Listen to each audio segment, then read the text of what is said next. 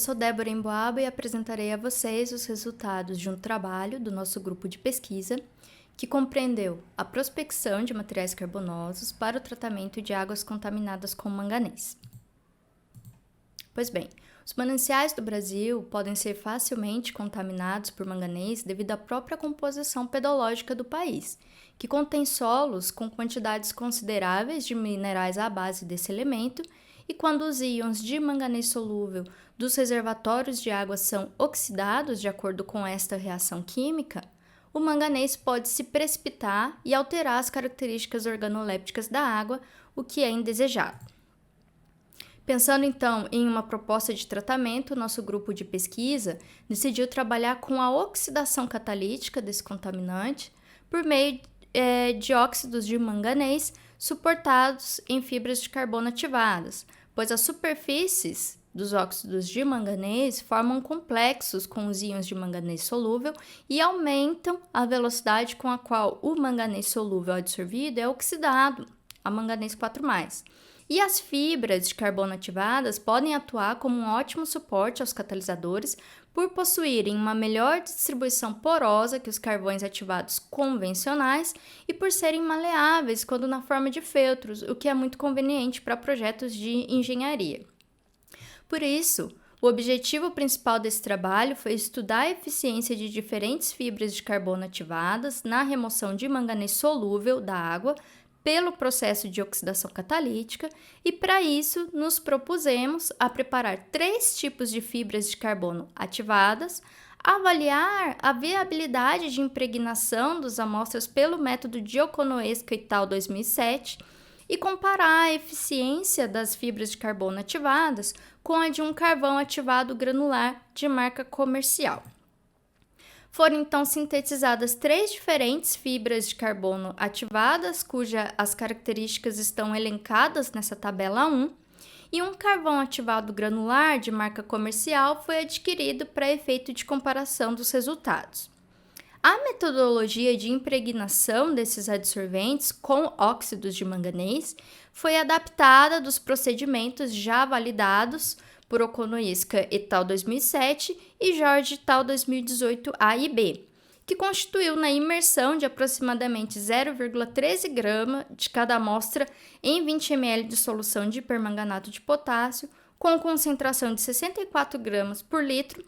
e encaminhamento para banho termostático de agitação horizontal por 24 horas a 40 graus Celsius e 230 RPM. Em seguida, realizou-se em duplicata o teste de remoção de manganês solúvel da solução, semelhante à metodologia proposta por Jorge et al. 2018 A e B, que compreendeu a imersão das amostras impregnadas em 20 ml de solução de sulfato de manganês 2, com concentração de 16 mg por litro, sob pH natural, 30 graus Celsius e 200 RPM, por 24 horas. E foi feita a aferição da concentração da solução antes e após a agitação por absorção atômica. Após a obtenção dos dados de concentração inicial e final das soluções, foram realizados, de acordo com as equações apresentadas nessa tela, o cálculo da quantidade de permanganato de potássio reagido como um indicativo do material com maior impregnação de catalisador, o cálculo da capacidade de remoção de manganês solúvel de cada material, dado em miligrama por grama, e o cálculo da eficiência de remoção de manganês solúvel de cada material em porcentagem. Os resultados mostram, conforme se observa da tabela 2 e da tabela 3, que todos os materiais apresentaram um ganho de massa ao passarem pela etapa de impregnação. Então, isso confirma que a metodologia utilizada foi adequada para promover a reação do permanganato de potássio com as matrizes adsorventes. E supondo que esse ganho de massa das amostras tenha ocorrido exclusivamente pela dissolução do permanganato de potássio a óxido de manganês e pela deposição deste na superfície dos materiais, a relação miligrama de óxido de manganês por grama de adsorvente, apresentado nessa tabela 4, permite a identificação do material que alcançou maior retenção do óxido catalítico, que foi a fibra de carbono ativada B. Esse resultado possivelmente está relacionado ao fato de que, sob um maior tempo de oxidação, de 150 minutos, a fibra adquiriu maior quantidade de microporos e, desse modo, foi capaz de reter mais óxidos de manganês em sua estrutura, já que, conforme Suzuki em 1994, esse processo melhora a microporosidade das fibras. E isso seria também um indicativo de que, retendo mais catalisadores, a fibra de carbono B poderia apresentar maior eficiência de remoção de manganês aquoso da solução de trabalho, porém esse efeito não foi constatado. De acordo com o que se verifica pela análise dos dados da tabela 4 e da figura 6, em que são demonstrados, respectivamente, a capacidade média de remoção de manganês solúvel de cada material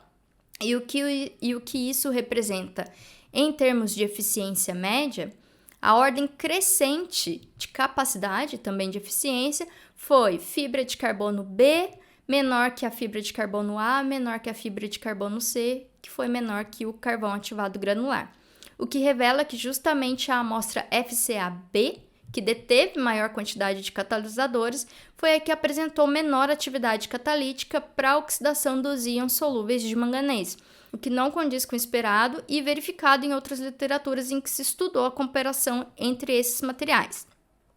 Isso pode estar relacionado ao fato de que, apesar de todos os materiais terem sido submetidos a uma mesma condição de impregnação, pode não ter ocorrido similaridade na composição química superficial dos adsorventes. Isso é, os óxidos mangânicos depositados nas amostras podem ter reagido com diferentes grupos funcionais superficiais pré-existentes na estrutura de cada material, de modo que, para algumas amostras, como para FCA A e B, essas reações resultaram na predominância de espécies químicas não ativas para as reações de oxidação do manganês solúvel, enquanto que para outros adsorventes, como o carvão ativado granular e a FCA-C, a reação ocorrida entre a superfície desses materiais e o óxido de manganês não interferiu na espécie catalítica, que permaneceu disponível para promover a remoção de manganês reduzido da água. Ou ainda, os produtos da reação de oxidação podem ter dessorvido do suporte sólido para a solução. E como o pH do meio esteve levemente ácido, os produtos oxidados podem ter voltado ao estado reduzido, passando a aumentar a concentração de íons solúveis na solução de trabalho e reduzindo a diferença entre concentração inicial e concentração final, o que implica menor capacidade e eficiência de remoção de manganês. Sob essa perspectiva, é possível então que a FCA-B tenha dessorvido maior concentração de produtos e estes, apesar de mais estáveis, não se mantiveram na forma oxidada, provavelmente devido à baixa capacidade tamponante da solução, já que para nenhum conjunto amostra-solução houve correção do pH.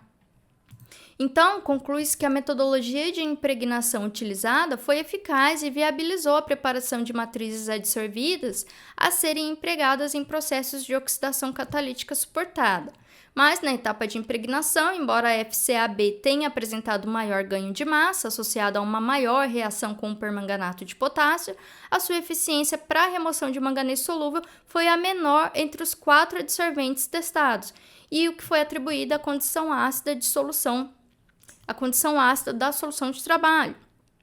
As demais fibras, FCA, A e C, mesmo que tenham alcançado maiores capacidades de remoção de contaminante da água, de 2,2 e 2,18 mg por grama, respectivamente, ainda permaneceram com resultado aquém do obtido pelo carvão ativado granular, que foi de 2,26 mg por grama. Portanto, para as condições experimentais avaliadas, conclui-se que dos 4 materiais prospectados, o carvão ativado granular é a melhor opção de adsorvente a ser utilizado no tratamento de soluções contaminadas por manganês. Estas foram as literaturas consultadas para o desenvolvimento desse trabalho. Obrigada!